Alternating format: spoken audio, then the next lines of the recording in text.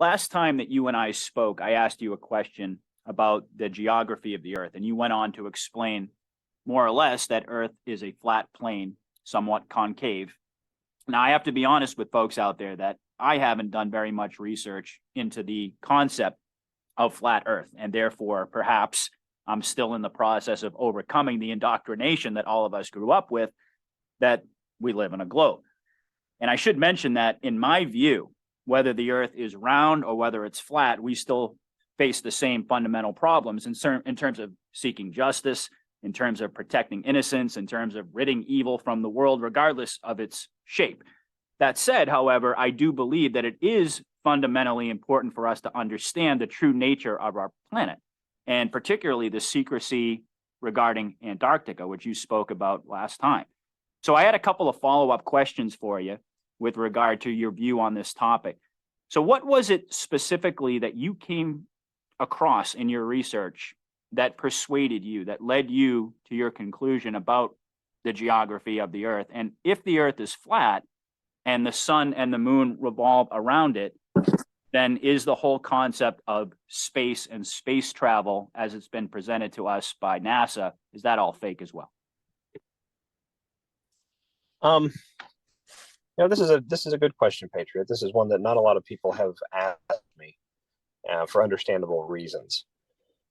What led me to conclude to make my assessments on that particular topic, and I want to stress to the listeners out there that, just like you said, regardless of our certain understandings like this, these tertiary understandings of things, the core issues are absolutely to right the financial corruption, to save the children, and to restore power and control to we the people around the world. And so that's sort of like the more pressing, more immediate world right now that we're living in.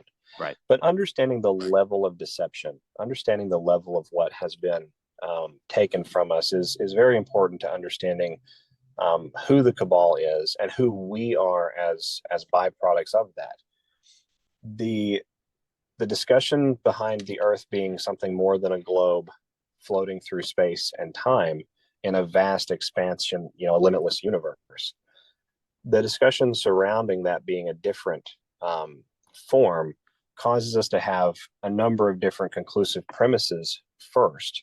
If we were to say that the Earth is a slightly concaved plane, far more supermassive than any of us have ever been told, much more to it than just a simple map. Any map that you've ever seen is wildly incomplete.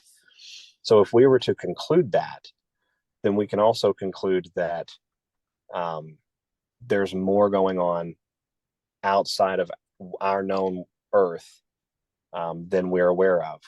I think that we have enough evidence to show that there are other sentient beings out there. This concept of aliens is not antithetical to the globe model. It just means that they come from somewhere else. Mm-hmm. There are other sentient life forms that participate in the daily dance of life and death, just as we do. And so it's important to have that premise that this is a much more expansive thing going forward. The other premise that's very important to have with this, and that comes when we sort of change our understandings mentally about how the solar system may be modeled and what may actually be the case with our Earth, is that we are created beings by a creator that is much closer to us than what we would otherwise believe. Growing up, I grew up conservative Christian here in the United States of America. I had a number of struggles with my faith understanding growing up because certain irreconcilable issues were presented in contexts that just simply could not agree with one another. And as I got older, I began to understand that it was not the fault of the doctrine. It was that certain things were missing. There were certain understandings that weren't fully fleshed out. And after I had my awakening experience, a number of those began to come together and have come together for me over time. And so understanding that our creator is not nebulous in some faraway galaxy, but is literally right above our heads, allows us to understand just how close we are, just how loved we are by that Almighty God of all things. It also helps us to appreciate that this Earth that we live upon was made for us. We are symbiotic with it. We benefit from its ability to convert carbon dioxide into oxygen, and it benefits from our ability to convert oxygen into carbon dioxide, and so forth. Half of your lungs are on your trees outside. So understanding that this is all designed for us purposefully by a love that is sort of immeasurable and incomprehensible provides a level of comfort that can supersede almost any storm. The cabal does not want us to have access to that. Not at all, because that would instantaneously disempower their entire MK Ultra fear program. It would completely shut off. It would not be effective and functional anymore if humanity were to have that collective understanding as one people, as one vision, as one human race. And so you asked me the things that compelled me into my conclusions about that. Well, we have CIA operations that have gone on in the 20th century that proved we had an ice wall, that proved we had a firmament. We had secret operations conducted by the U.S. Air Force, which attempted to pierce the firmament with thermonuclear weapons and hydrogen-powered weapons. It's one of the reasons we have a scar in our firmament, which we're told by NASA is the Milky Way, which is a load of hogwash. We have a litany of diaries and testaments from astronauts and high altitude spy, test aircraft pilots, and the gentleman who was the first gentleman to balloon up to the stratosphere, where they discussed that it was vast, it was enormous, it was more than the eye could see, and it was essentially completely flat, and it seemed to have an upturned edge, or a little bit of a bend, a fulcrum, if you will, on the edge. So understanding, all of these things coming together, and then we know that NASA has never used the word photograph in anything that they've ever described. NASA has they've never made the legal claim that they've obtained a photograph of things. It's always been a picture. It's always been an image. This is an artist rendition, this and that and the other. That's because photograph is a legally binding term that NASA doesn't use. Why? Because there's nothing to photograph. We have video evidence of Mars footage being beamed back supposedly from the surface of Mars. And in the very far background, you can see a caravan of travelers with a camel. So you know that it's not on Mars because there are people there, and you can very clearly see that there are people. It looks like it was shot in Morocco. We know that Devon Island, Canada, is responsible for some of the footage from the supposed Curiosity rover. Devon Island is a red sand, has a high composition of copper in the soil. It's very northern, in the very north of Canada, and it is used by NASA and other deep fake intel-controlled agencies to formulate this great lie about our solar system. If you look up the term, so people ask me, well, how can it be fake? We have the planets. Well, what are the planets? In my estimation, the planets are not even solids. The planets are swirling, resonant balls of energy within the medium that is our firmament. And it's my opinion that they are sonal and acoustic based.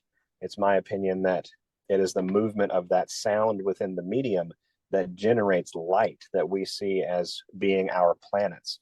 It's my estimation that this is where the ancient term music of the spheres comes from. Each one of our planets, if you point like an audiometer or things of that nature at it, something to measure the hertz, you find that they all have resonant frequencies, and those frequencies are very high. I believe that we live underneath the most incredibly and specially designed celestial clock that beams healthy, rejuvenating, cathartic, important energy and important resonant frequencies into our realm, which benefit us and benefit the realm as a whole, while at the same time providing ways to mark the seasons, providing ways to mark festivals and feast days, to take time off, to take time to be connected to that creator of all things. This entire discussion is a Kabbalist's worst nightmare. Understanding that there's nothing to fear, and that we're all right here, and that it's all made for us, and that we are the regency of this world, and that this world is designed for us, and it's designed for itself, and it's designed to take care of itself in the most masterful orchestration that could ever be contrived, that this is their worst nightmare. And that is why the deception has been so great. That is why entire university programs are based on deceiving people in this way. That is why we have entire government agencies carrying out remarkable counterintelligence operations or intelligence operations against the domestic populations of the world to paint the picture of a nature of things that is not necessarily true and is not supported by the science. And people say, well, I don't know how you can say that. There's lots of science out there. Well, most of that science is paid for by this cabal. So who do you think, where do you think this science really is coming from? What's it predicated on? What's the premise of it? How can we have approximately 7.9 inches of curvature per mile around the surface of the earth to achieve the curvature of a 360-degree sphere all the way around? How can we have that and be able to point a laser from one end of the Utah salt flats and it be detectable on a rock face 21 miles down the salt flat? That's not possible. Mm-hmm. That dictates that there are other physics at play that must be accounted for.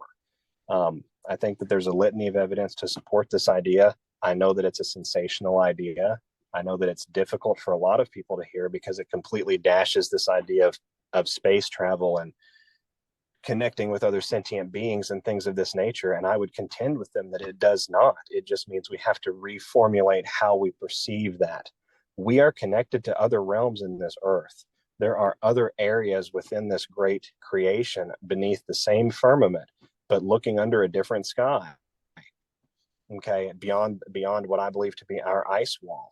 And so we can access other realms. We can access the lands beyond, if you will. I've heard anywhere from 7 to 12 different realms.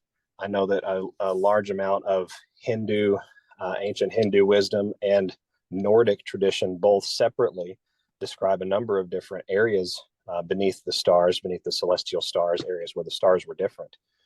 And so it's very important, I think, to understand that the idea of space travel does not really go by the wayside. It simply takes a different construct. And so that's where I'm going to kind of conclude that discussion.